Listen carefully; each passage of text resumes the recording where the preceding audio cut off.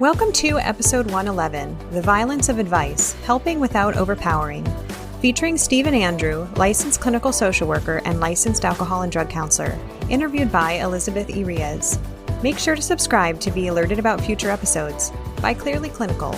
Learn, grow, shine.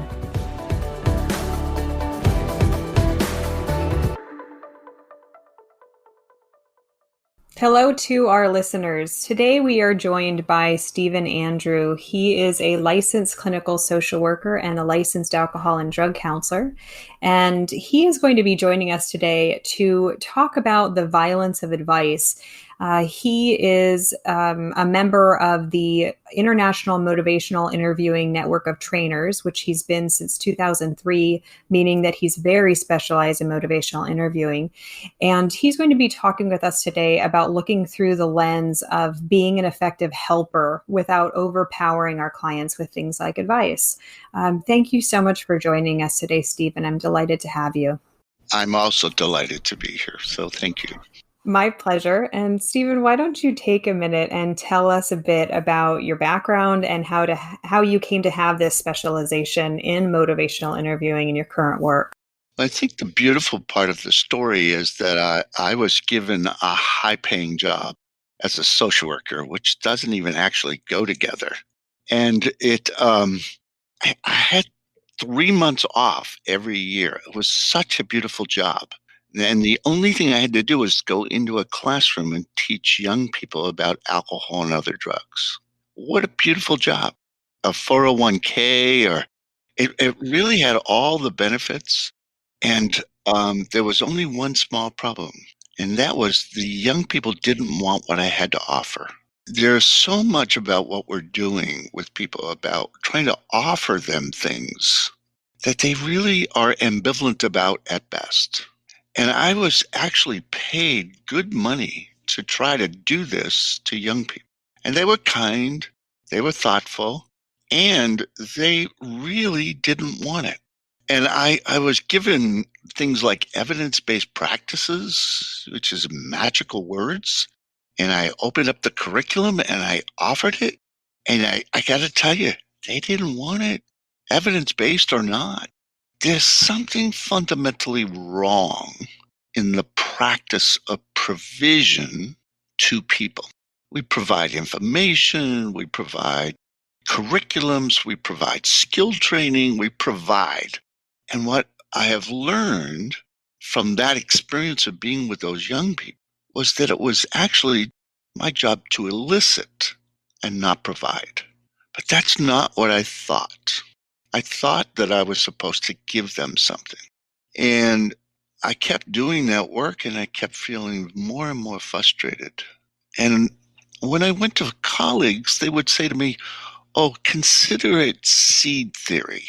Like you're planting seeds for them later on." I thought, that's pretty ineffective. I don't know if people know this, but you could dump thousands of seeds out on the ground and they're not going to take hold. So I was really touched with trying to figure out what to do.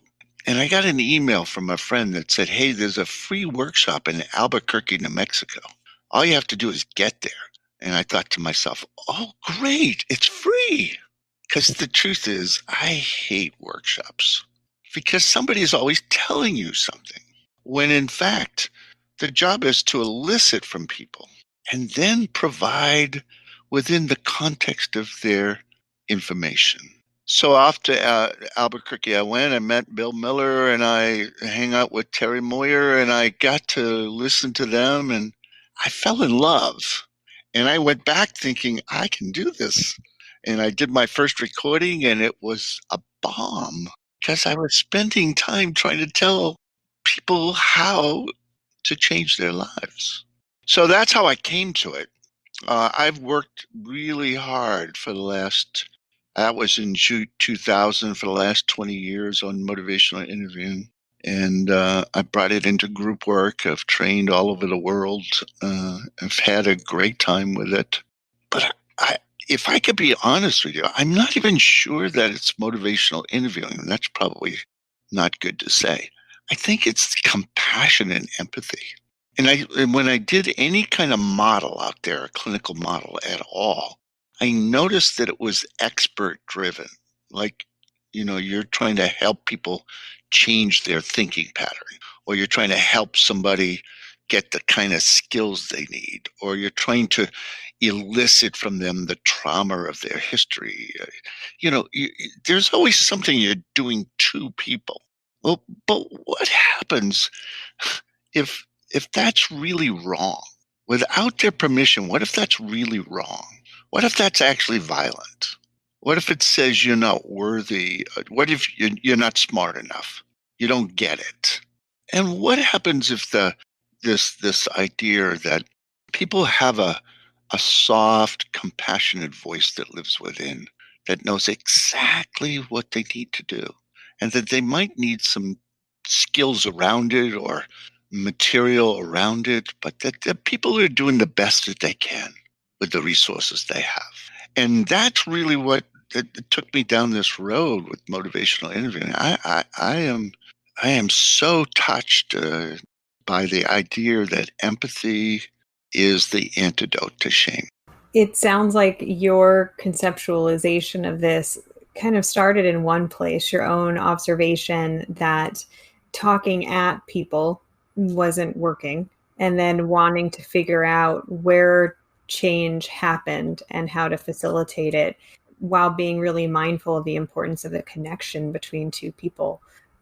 So let's start there. Let's talk about power in the therapy room and how that comes into play, particularly around this idea of advice giving, the use of motivational interviewing, where all of these pieces kind of combine together. Well, I just think, when people come to us, they almost come with this belief, that they don't know, they don't know what to do. That's why they come to see us. That they, that somehow the society or the culture has told them that you don't know the answers to this question, the one that they're sort of struggling with, which is a relational question or a substance use question or they're struggling with their anxiety disorder, whatever it might be. And the issue is then this pesky ego, the parts of us that just really love that people come to us and say, tell me, tell me what I should do. And we almost get like big. We go, okay, I've been going to school and I've learned what to say here. And then we spew something out, and then they do the two magic words that tell us that we just haven't gotten it. Two magic words are yes, but. You can hear it when a client just, or a patient or a person you serve says, yes, but, and it happens all the time.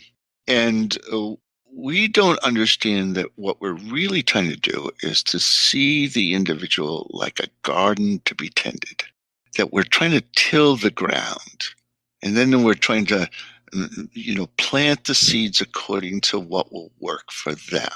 And then we're going to kind of spend the time supporting by making sure that the right environments are there for them to create an atmosphere where people's own soft, compassionate voice could come alive.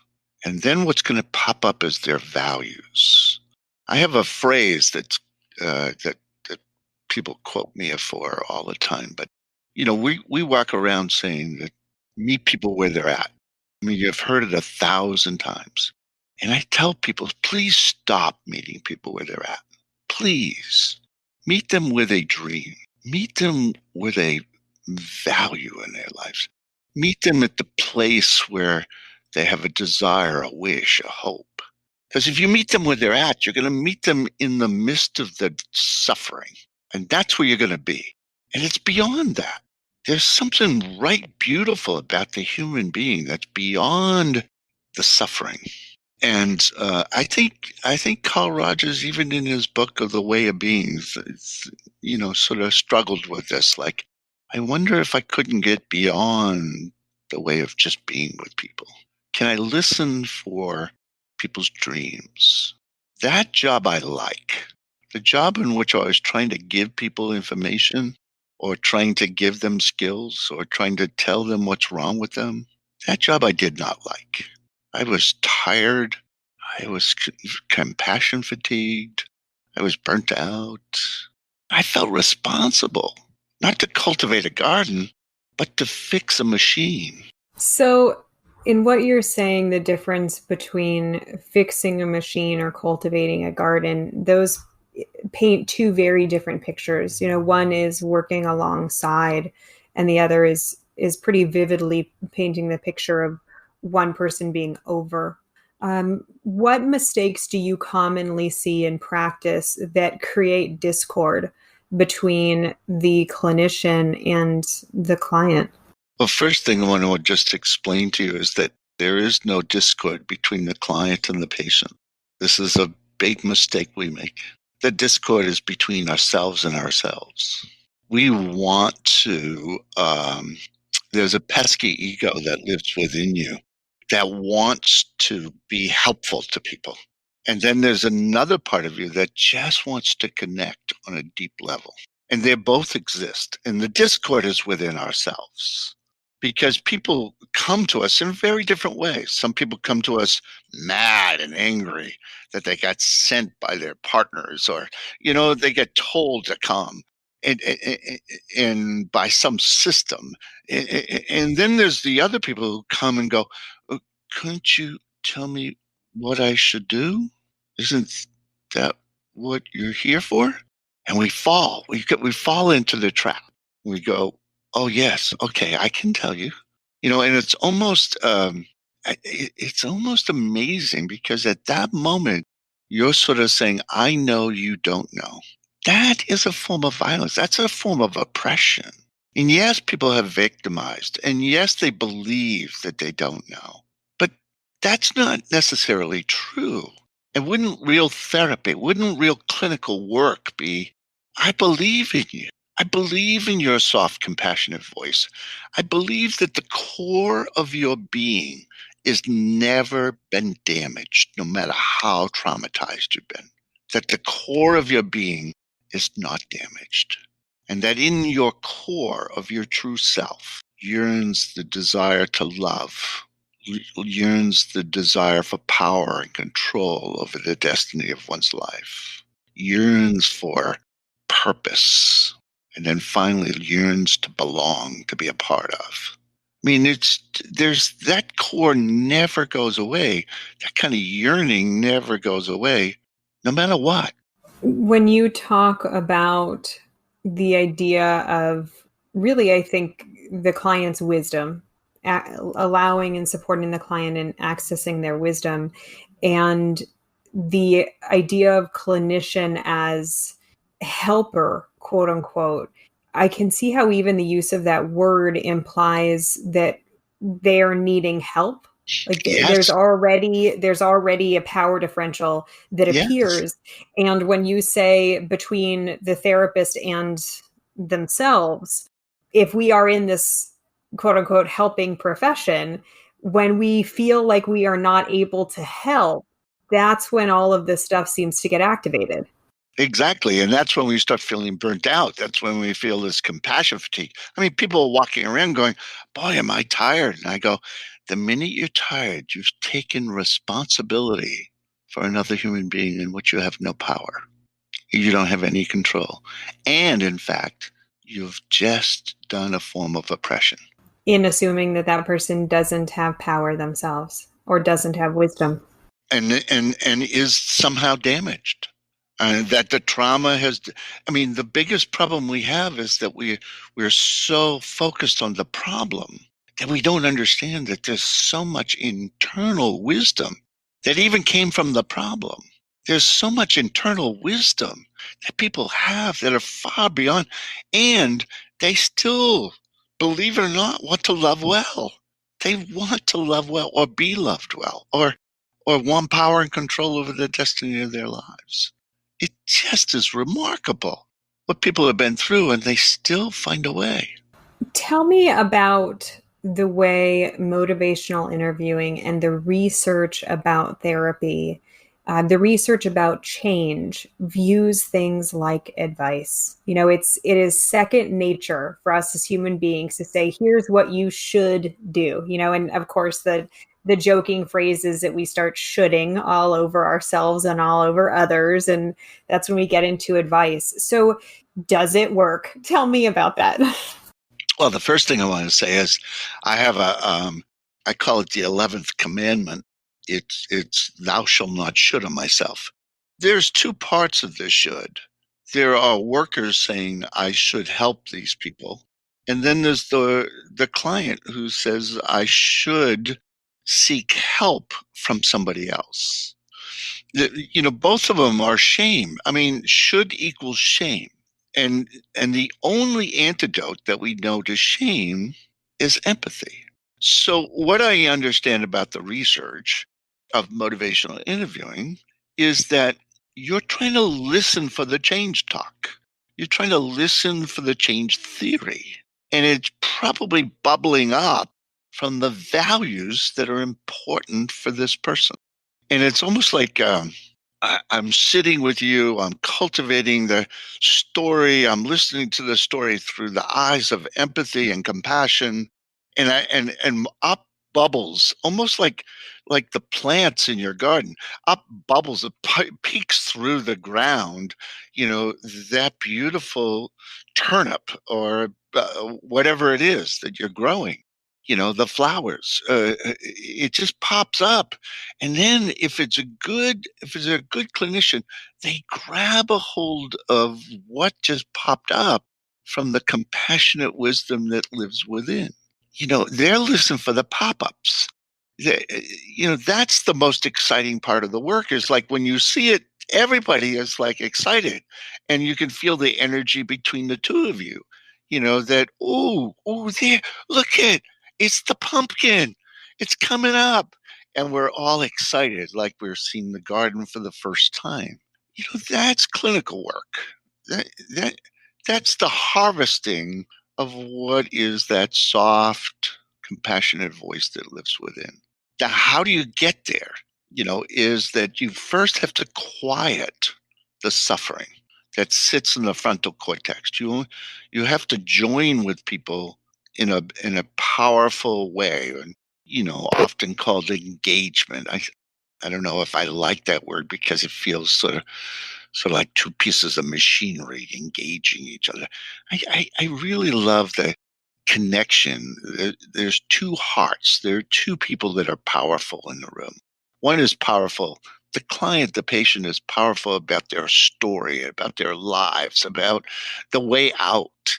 And the clinician is powerful about the process of doing the garden in the first place.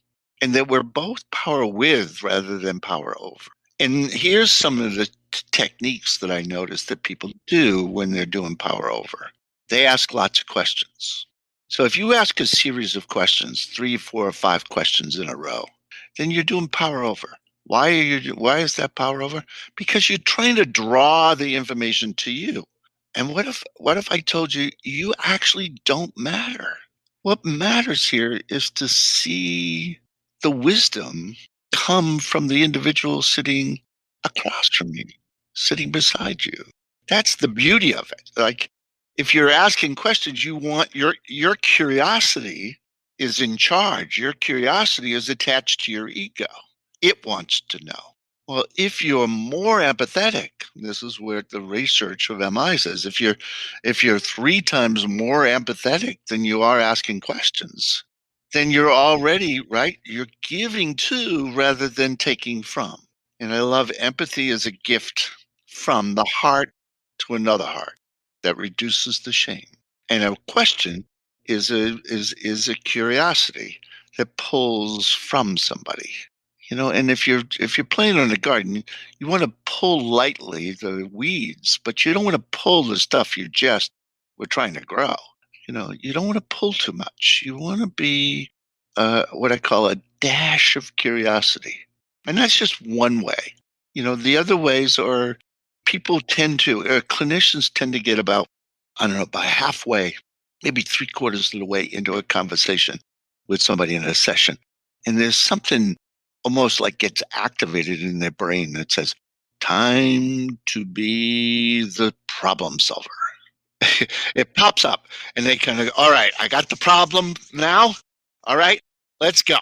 And then they start kind of, they might even do something like ask permission, which is a common thing in MI. It's like, ask permission. Can I give you some ideas? I think ask permission is a way in which, if I could be honest, doesn't really have a lot of research to it.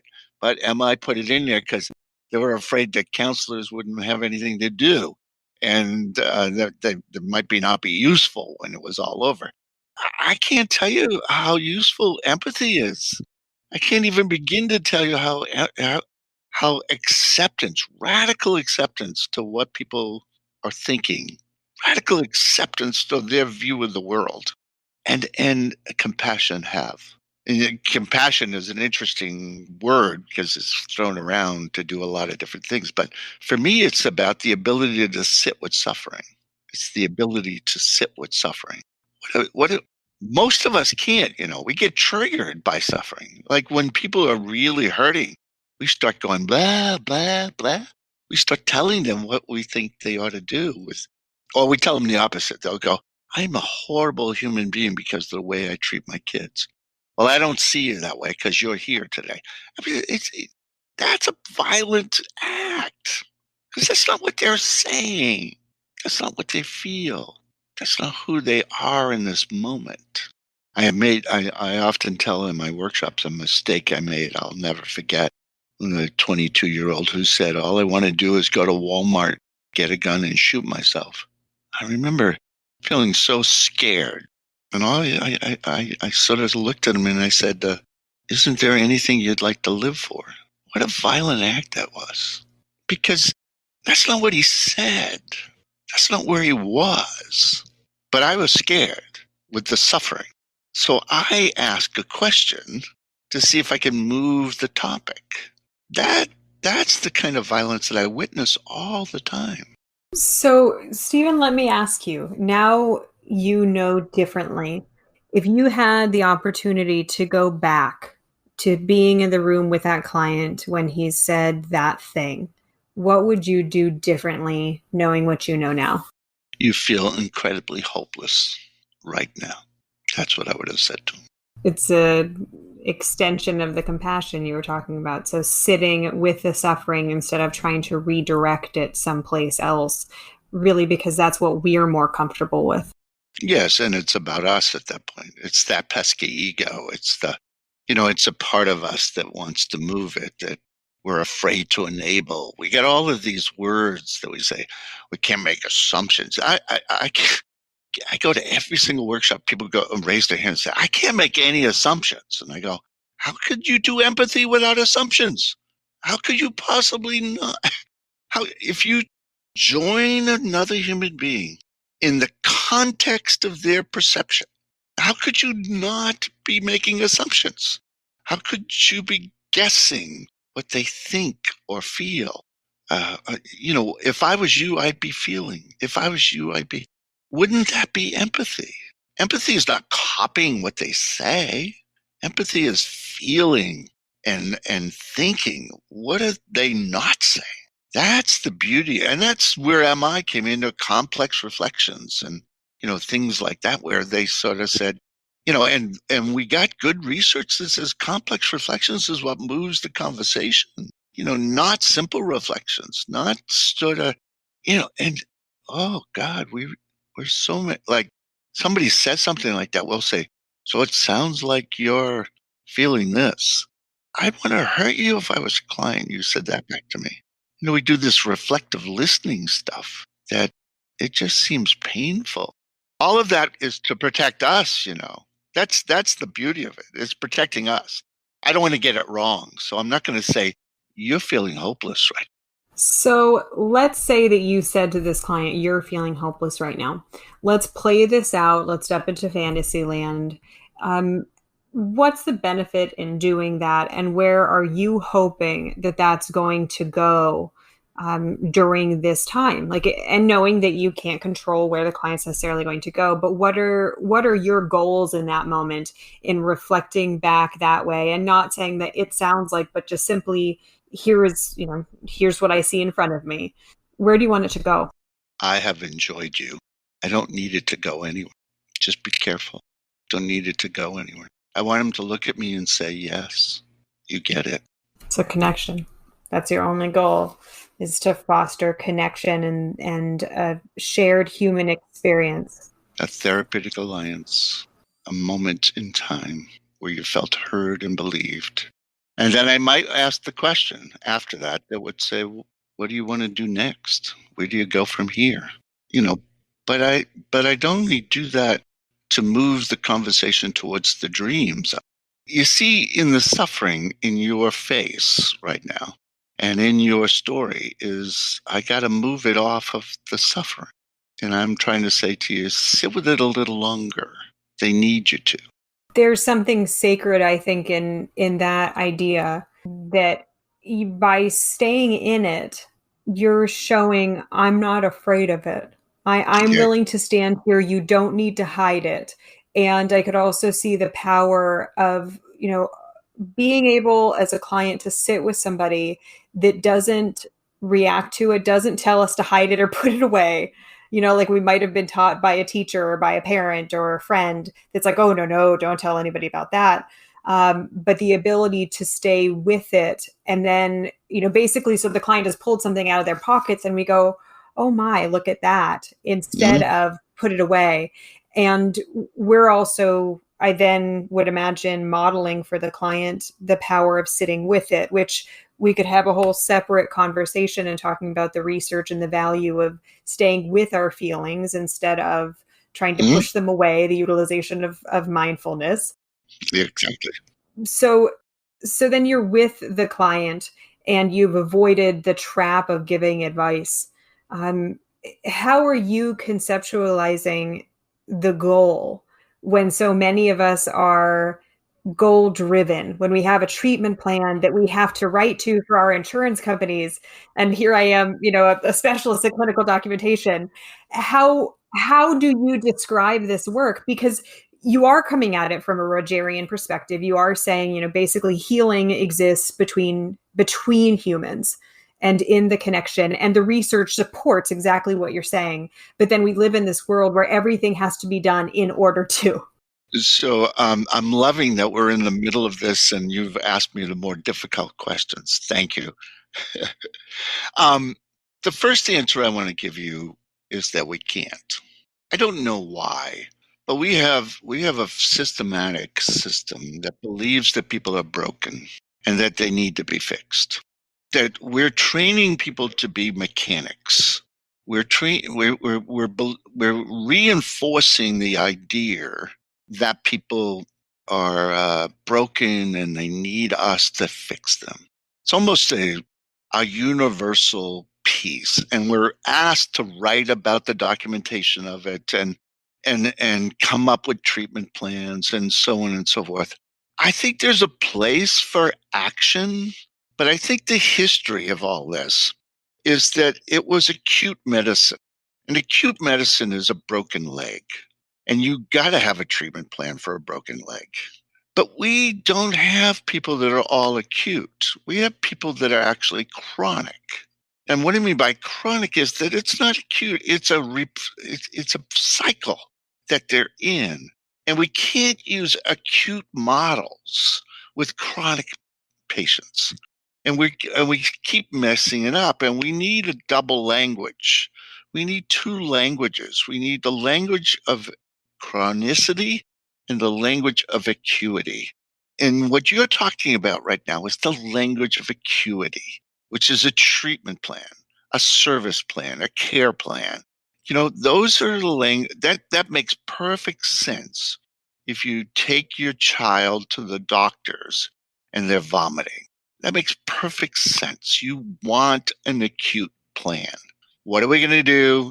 You don't care whether they reflect one empathetic statement at all.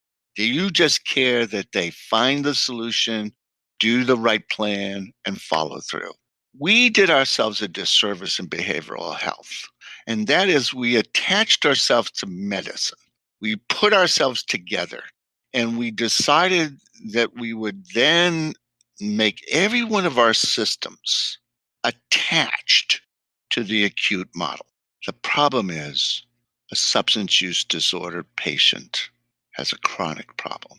And coming up with a treatment plan when he's ambivalent about what to do, live or die, doesn't make sense. So, what I propose is that we make up treatment plans for the clinician when people are ambivalent, and that we make up treatment plans for people when they're in action for them. So that when people are chronic, we make up a treatment plan for what are we going to do with them. For instance, we're going to utilize motivational interviewing. We're going to look at their ambivalence. We're going to write about their ambivalence. We're going to think about what is their values in change talk and all of that. We're going to write that down because that's how we treat chronic problems. But then when people are in action, they sort of say, hey, I want this. Then we got a treatment plan for what they want. And that's in action. So we're going to move people from chronic to acuity. We're going to move people from ambivalence to action. And then we're going to have a treatment plan. But we got to stop writing acute treatment plans for people that are chronic. We're hurting ourselves and we're hurting them. And we're asking social workers, psychologists, and people to be creative writers instead of caring about their patients. It's wrong. I hope we'll stop soon. I don't mean to take away a piece of your business to do this. I still believe in documentation. I just think we need to be focused on the right issue. I actually completely agree. And I love what you just said, which was when clients are ambivalent, the treatment plan is really for us. It's a chronic problem, so we have to come up with solutions of what we're going to do. How are we going to help with the acknowledgement of this problem? And then when the client is in the action stage, then the treatment is really about then what the client is going to do. I absolutely love I just wrote that down. I love the way that you just said that because I think it's so helpful and illustrative because when we get back to this idea of advice and the violence of advice, as you say, when we are meeting with a client that's ambivalent, that's like often a helper's worst nightmare. Because Yes. it's like, how could you not know that that's an addiction and you don't want to do anything about it? Or that's really bad, and that's why your relationships are suffering. And we crash into that, and then we don't know how to proceed. One thing I've heard you talk about, and I want to invite you into it, is the concept of the quote writing reflex Mm. unquote. Tell me about that. Tell me what that is and how that comes into play with this equation about advice and power. Well, the writing reflex is actually the ego. It sort of says, I'm going to write the situation for you. I'm going to set you straight. I'm going to, I have a phrase that I love, which is to hold the right position is to destroy a relationship. If your brain gets attached to the right position, right? If you get attached to the right position, you then spend your time persuading others towards your right position. Every single violent act done between two people is a perception of right position. Wars are about right position. Uh, the stuckness in a government is about right positions. It's sort of this once your ego gets centered on a right position, you'll destroy anything around you for your position. And that is really where we miss in our clinical work. We don't see that we got somebody who's suffering with substance use disorder pretty severely. They're losing everything. They just lost their job. They lost their license. They lost their relationships. Even their children don't want to speak to them. And they're sitting in front of us. And we want to say, can't you see it's about your drinking? And they want to say, I don't feel loved by anybody. And I never have. And we go into these theories like first things first. So we then say, well, I bet you'd feel more loved if you'd stop your drinking. And we don't understand that the underlying trauma right there is really the reason they're drinking. And if you took it away, they would have to experience that pain even more. But we don't see it that way. And that's the violence again. And we would write down the treatment plan. And we go back to the treatment plan issue just for a moment. And that is the more we expect the clinicians to write the treatment plans about the client in ambivalence, we again have them going into the sessions pushing for treatment.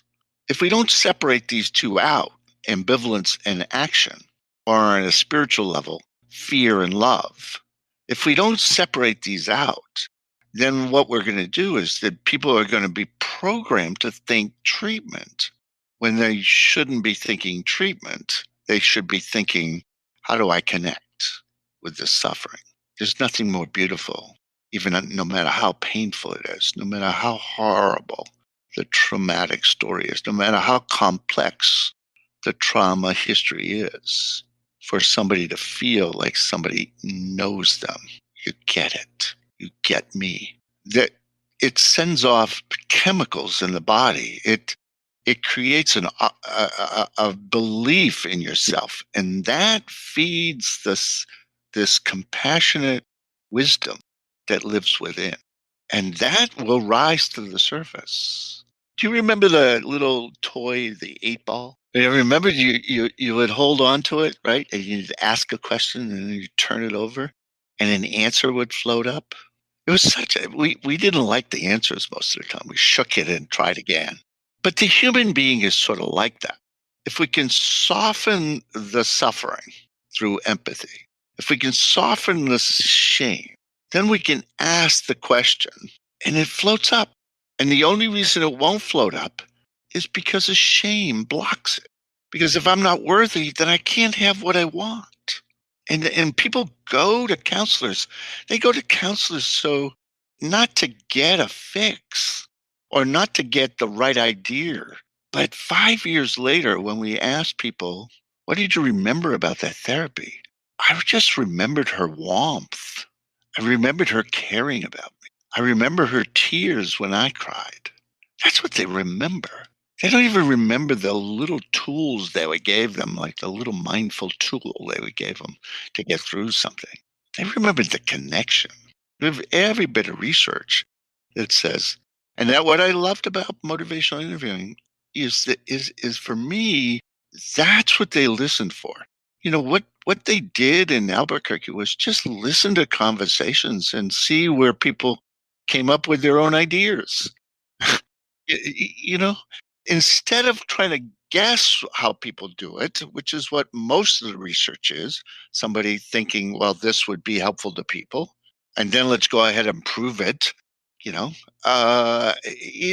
this theory was based on let's listen to the counselor and the client and see what pops up. And here's the only premise that it offered. Only premise that it offered was if people come up with their own ideas, they're more likely to follow through. And I've taken that all over the world and I've asked everybody that I met, do you believe that that's true? That if people naturally come up with their own ideas, they're more likely to follow through. I have never got a no all over the world, asking everybody. On the other hand, clinical work is telling people what they ought to do. It doesn't even make sense. Why would we do it if we know it doesn't work? But because most of us have a little pesky ego that lives inside of us that wants to do the righting reflex. It wants to do something that's helpful to people, even if the research says it's not. So, what happens when we use power over, when our pesky ego rears its ugly, overconfident little head? What are the consequences in session? And not even in session, outside of session too. What happens for that client in their experience of therapy? Well, the first is that a lot of folks have been hurt, so they automatically think, "Oh, that's exactly what I'm supposed to get here." because that's their injury in the first place, that somebody used power over them. All trauma is about power. All trauma. It's not about physical abuse or emotional abuse or sexual abuse. It's about power, and it's power over. So some people are walking there going, and they actually encourage you. They go, could you tell me what to do? I mean, they even go, please do power over me because that's the recreation of my life. This is how I understand life. And so the worker goes, okay, I'll do that for you. And then we recreated the trauma. We that's what happens in relationships. Why wouldn't it happen in our relationship? People recreate the wounds of their lives, so they do it in therapy. That's one group. The other group gets mad in therapy and kind of doesn't come back. They go, well, screw this. This wasn't very helpful to me. I'm not coming back. But that's not bad, except it leaves a bad taste in their mouth for all therapy. And then they don't come back when they need it to some place that might be helpful to them. 85% of the shooters in our country, the people who shot people, mass murders, have incredible pain going on in their lives, never saw a therapist. 85%. Why? Why would they be suffering that long and never walk into a therapist's office? I can tell you that they believe that the therapist is going to tell them what to do, and they want to maintain power and control over the destiny of their lives. I just want to say to you, we've got to change our image. We're not about telling people what to do. We're about cultivating a garden, about cultivating the fruits of the human soul. That's very different. That's a different job. What you said that really resonated with me was all trauma is about power. And I can think of so many times in therapy when working with a client and somehow, the power differential is there. We can't avoid it. We are the ones that say when the doors are open, when they're not, how much it's going to cost. It's inherently there. But then it's on us to try to equalize it, to acknowledge it, and try to equalize it and meet as humans. But I can think of so many times with clients that have a trauma history, and realistically, we all do. But for clients that have an extensive trauma history, the set point, the baseline of then inviting me into power over, where they assume a position that is what I call down dog versus up dog. And so they're in down dog, I'm an up dog, and my effort to try to bring it back down. And so acknowledging, oh my goodness, I just got put up on a pedestal. What's happening there? But the importance, I think, in recognizing not only do we do this to clients where we take power over, but sometimes we are cast in that role because that's what, as you said, that's what they're accustomed to. And we need to be aware of the risk of that happening. We're actually invited into it. There's an energetic, hypnotic pull.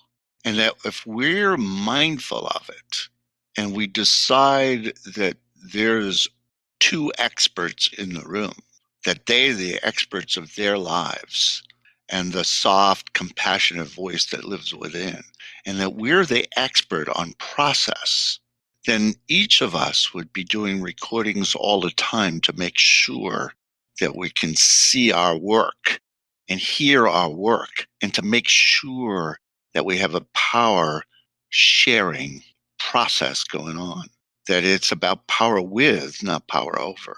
And that power over is actually a re-oppression, a re-traumatization of the human soul. We have not got to that kind of level of work. We have not taken responsibility for the intervention and let go of the outcome. We take responsibility for the outcome and not so much for the intervention. And we're really missing the boat. If you as a clinician haven't recorded your work and had other people or yourself listen to it in the last month, then you don't know what you don't know about yourself. And we haven't done it. We haven't been in that kind of observation. We haven't seen the tenderness of power over. We just haven't even seen it. Because remember, We're not the recipients of it, so we don't even know it's happening unless we have some kind of observer eye, something that pulls us away to take a look and listen. Or I have somebody else listen to it. I mean, that's why I designed a coding lab of 7 people here just to listen to people's conversations because they believe wholeheartedly we don't have a way out. Our pesky ego is going to believe that we're doing good work. And the research says when you ask a clinician if they're doing good work, they often say yes, and they don't know it. But the gap between their work and what they're actually doing to people is huge in terms of power width. Huge. We do intakes. You know that. We do intakes. That's a power over. Now, we even go into it with this cautiousness, like, I have to ask you lots of questions, and I'm sorry about that. And if there's any that make you uncomfortable, please don't answer them. We're still doing it. We're doing it with this uncomfortability, but we're still doing it. And everybody I talk to says, "Oh, yeah, it doesn't feel good to be asking people personal questions on the first visit, but we do it anyways." And this is what they'll say: "Well, I'm expected to." Standard of care. Yeah. And I'm sitting there going, so let me see if I get this correctly. You've been told to abuse people. You're going to keep doing it. You've been told to use power over people, but you're going to call it standard of care. You know what? When people abuse people, when people do power over them, they believe that it's the standard of care. They believe that they should be treated that way. When we oppress cultures, when we oppress religions, when we oppress people, there's a concept in our being that says we should be doing that to them. We stigmatize people all the time. I just don't want to be a part of it. I would like to stop now. I'd like to stop the violence by just saying, I'm not going to. Even when people ask me, I say, I could give you the answer. I could give you the answer of what you want right now. But I do know this, that if you come up with your own ideas, you're more likely to follow through. And I imagine there's one behind that's just fearful of coming out. There's an idea there, a thought that you've been mulling around. And generally, you know what? I find that people have it. They have their own thoughts.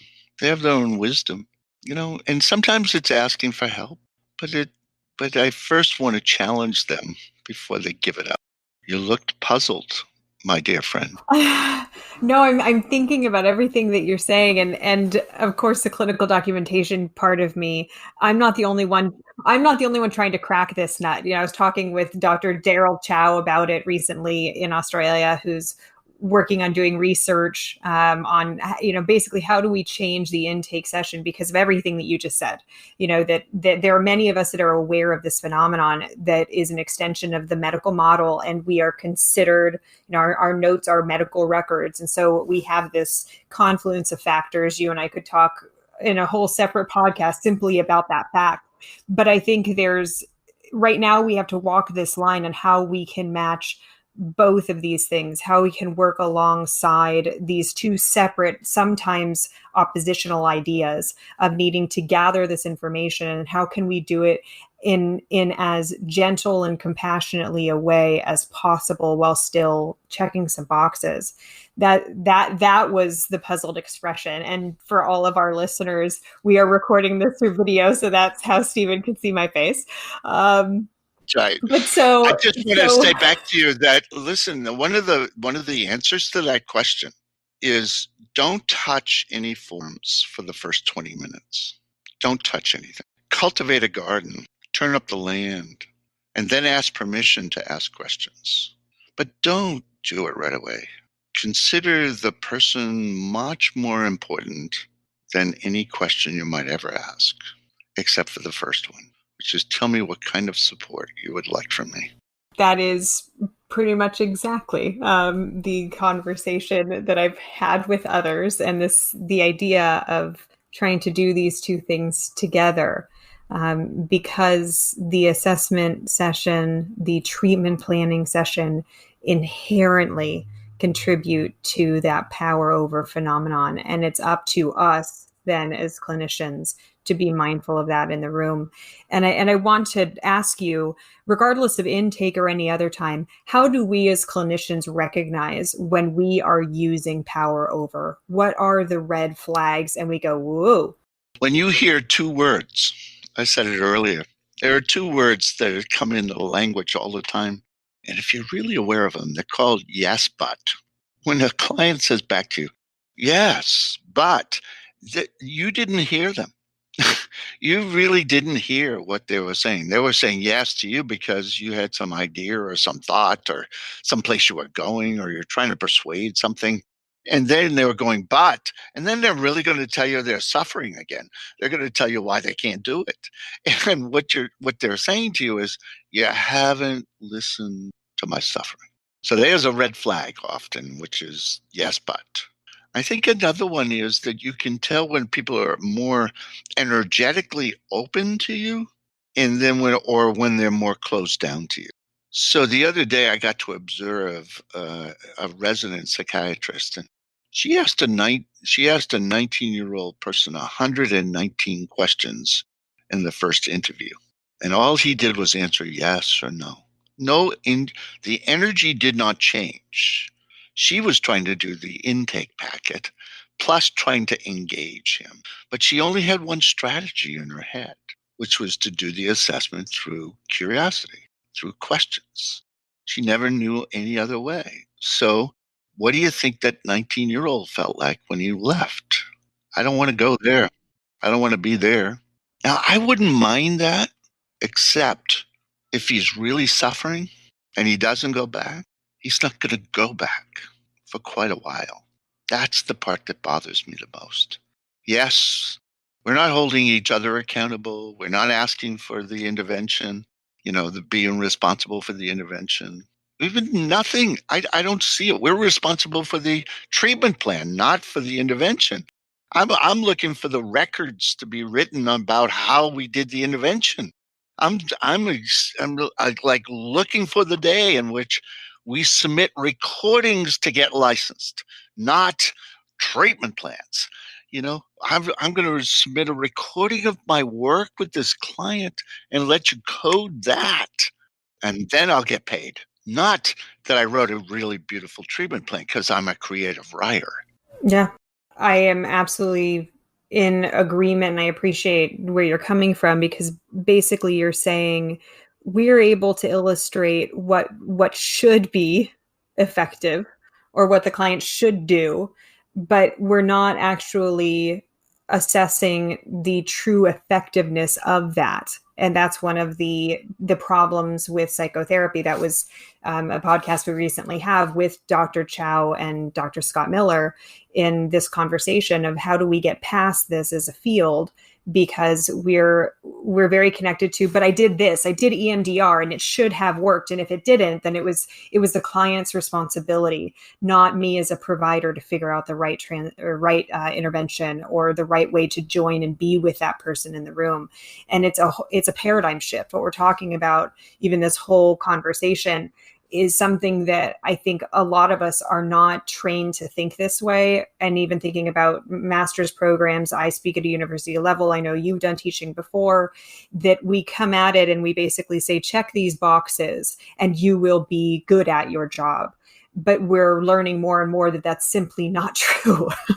And you mentioned Scott Miller, and I'm profoundly touched by his work, where he would be even more radical to say that it's possible that none of this stuff works except for the relationship. And I like that thought. And I'm not talking Carl Rogers anymore. I'm talking about something different, which is Carl Rogers was willing, with empathy and a deep understanding and positive regard, to make sure that he said that would change people. It won't change people. What changes people is the clinician listening for the dreams, listening for what pops up, listening for what Scott would call the change theory. What I refer to it as dreams, desires, hopes. I actually know the 4 areas in which they will pop up in. And that is love. That is power. that is purpose and that is belongingness, and that people want that deep in their core. And all we're going to do is listen, and we hear those pop-ups and go, oh, there it is. There it is. There's the harvest of our garden. That is the beauty of it. And that's that. I thank Scott. I thank others before me to, Bill, others to help me think that through. But I have to say that I've always kind of had it. I just needed their permission to keep it up. We have covered a very interesting array of topics during this time, Stephen. So we've talked about the idea of power with and power over and how to recognize the difference between those two things. We've talked about this fundamental human capacity for compassion and that we need to bring that into the room. We've talked about its relationship to clinical documentation, which always makes my heart start beating a little faster because I get all excited. And we've talked about really the effectiveness of the work and how to really, I think, primarily be more aware of ourselves in the room and how our use of power is effectively potentially re-traumatizing our clients and is inhibiting their recovery, their growth out of shame.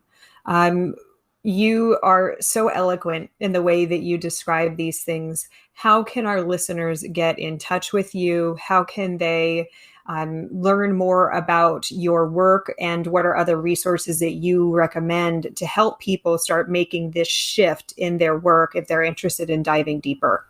Well, first, I want to just say thank you for doing this. It's been it's been an honor in the midst of all this virus to hang out with you and to talk about something that's passionate. So people can reach me at Heti.com, Heti.org, which is www.heti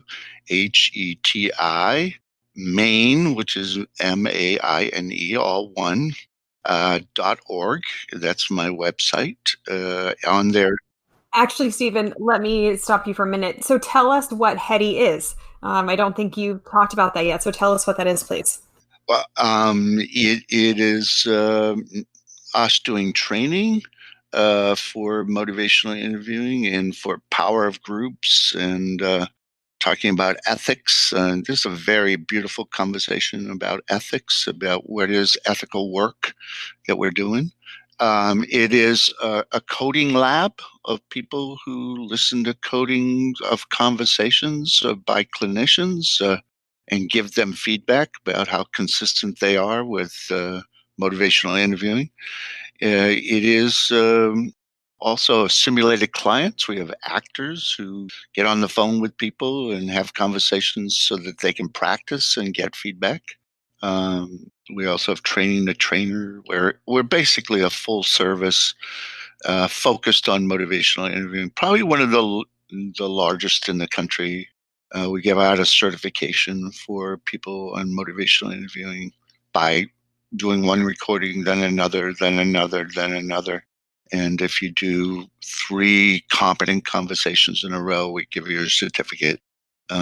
Very hard to do, very difficult, but again, sort of what we're about. Thank you. And so that's the Health Education Training Institute, and that's hence your HETI Maine. So people know kind of the context of your work and this resource that you've really offered to the community. What are other resources that you recommend, different books, different websites that can help people start to approach therapy in this different way, not the checkbox format, but in the flexible human-based format?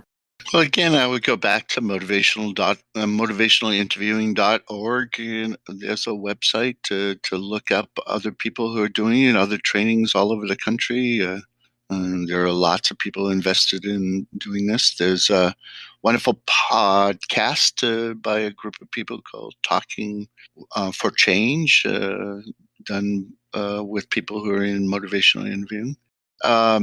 I want to offer one simple book. It has nothing to do with any of this, and it's by Thich Nhat Hanh, and it's How to Love. It's a very small book, but what he says is so beautiful, which is, that people know how to love well. They're just not very skillful. And I think of that as clinical work too, that we know how to love, we know how to be compassionate, but we're just not very skilled.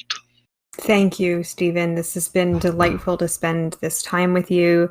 And I hope our listeners have found it as insightful and also, I think, inspiring as I have. So thank you again.